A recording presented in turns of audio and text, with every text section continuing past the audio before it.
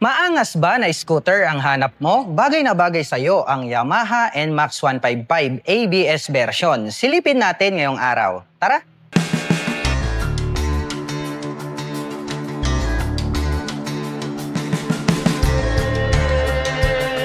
Yamaha NMAX 155 ABS version. Ito pong kanyang main headlight ay gumagamit po ito ng projector lights para po rito sa kanyang high beam at low beam. At agaw pansin po, ito pong kanyang daytime running light na parang nagsisilbing kanyang mga mata. Kaya ang astig ng kanyang dating. Included na rin po pala rito po sa kanyang pairings, ito pong kanyang mga turn signals. Naka full LED na po, ito pong kanyang lighting system. Malapad naman po at mataas, ito pong kanyang windshield. Glossy black color naman po yan.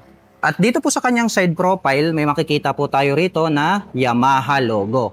At ito po ay gumagamit ng telescopic fork na black color para po rito sa kanyang front suspension.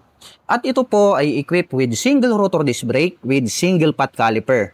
At mayroon na po itong ABS. Naka-dual channel ABS na po ito magmula po rito sa harapan hanggang doon po sa likuran. At ito pong kanyang cast wheel is black color po siya. At ang sukat naman po ng kanyang gulong rito po sa harapan ay mayroong sukat na 110 by 70-13. At ito po ay naka-tubeless na. Naka fully digital meter panel display. At makikita po natin dito yung kanyang turn signals indicator. At mayroon pa po siyang mga light indicators dito po sa bandang itaas. At ito pong kanyang handlebar cover ay combination po ng gray at black at may makikita po tayo rito na Yamaha logo. Pagdating naman po sa kanyang mga button selectors, meron po itong high beam and low beam, turn signal selector at yung kanyang horn. Meron din po siyang menu button. Habang dito naman po sa kabila, meron po itong auto stop start system, may hazard button at ang kanyang electric starter. Black color po, ito pong kanyang mga handle grip, itim din po ang kulay, ito pong kanyang mga brake levers. At pagdating naman po sa kanyang ignition, ito po ay gumagamit ng Smart Keyless System. Included na rin po pala rito yung kanyang fuel at set button. At meron po itong 2 front pocket. Dito po sa kabila, close po ito, may door na pwedeng buksan. Maluwag din po ito, kasya lang naman po rito yung gloves or di kaya coins. Close po natin. Habang dito naman po sa kabila, open po ito at malalim. At ito po ay maluwag. Kasyang-kasya po rito ang isang bottle of mineral water. Pwede po tayong maglagay rito ng mobile phones. At bukod dyan, mayroon na rin po pala itong integrated na USB Type-C port. Gagamit na lamang po kayo rito ng USB cable ay makakapag-recharge na po kayo ng inyong mga dalang mobile phones at gadgets. At ito pong kanyang fuel tank ay located po rito sa middle. Makikita nyo itong gray color na to. Dito po siya ino-open. At meron naman po itong fuel tank capacity na 5.4 liters. At mayroon naman po itong fuel consumption na 40 km per liter. Ito pong kanyang upuan, malapad po ito. At black color naman po ito pong kanyang seat cover.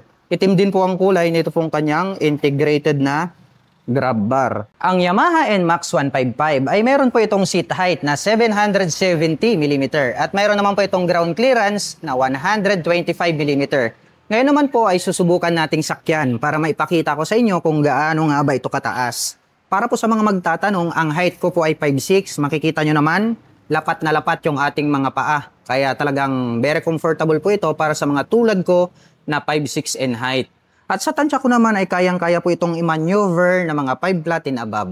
At ito pong kanyang pillion step, malapad po.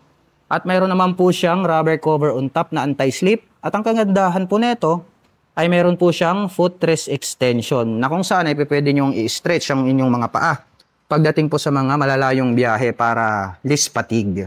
Ito pong kanyang side profile, naka-imboost po ito. At may nakalagay naman po rito na NMAX na 3D emblem. In black color naman po siya. At ito pong kanyang engine CVT cover, black color po ito. At ang naka-intact naman po rito ay Yamaha. May 3 pins. At itim din po ang kulay nito pong kanyang airbox cover. At pagdating naman po sa kanyang rear suspension, ito po pala ay naka-dual sub-tank shock absorber. Ito po yung kanyang canister, bronze color po siya. At ito po ata ay manually adjustable, napipihit dito. Ayan. Oo nga po, manually adjustable po siya. Silipin naman po natin ito pong kanyang taillight. Ito pong kanyang taillight, naka full LED na rin po ito. Maangas na din yung kanyang dating. At mayroon pong nakalagay rito na Yamaha logo sa bandang gitna. At nakahiwalay naman po rito sa bandang ibaba, ito pong kanyang mga LED na turn signals. Mayroon din po itong plate light, LED na rin po yan. At ito pong kanyang rear fender, ang kanya pong nagsisilbing plate holder.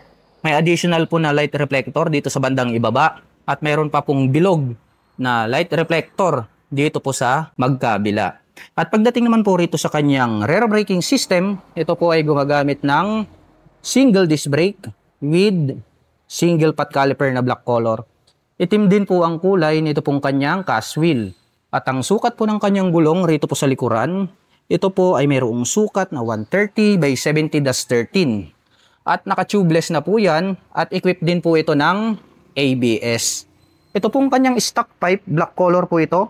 Itim din po ito pong kanyang head protection guard at mayroon po itong single exhaust. At ito po ay gumagamit ng liquid cooled para po rito sa kanyang cooling system. At pag-usapan naman po natin ang kanyang engine specifications. Ito po ay mayroong 155 cubic centimeter engine displacement. Naka single cylinder, single overhead cam, 4-stroke with 4 valve. At ito po ay nakakapag-provide ng maximum power na 11.3 kW at 8,000 RPM.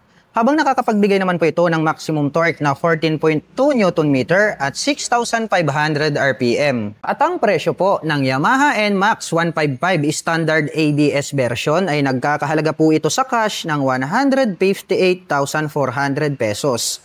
At kung gusto mo naman pong kumuha ng hulugan ay kailangan mo pong mag-down payment ng 8,250 pesos. At meron po itong monthly installment na 7,500 pesos sa loob ng 3 taon. At meron pa po itong rebate na 230 pesos kapag on time ka na nagbabayad.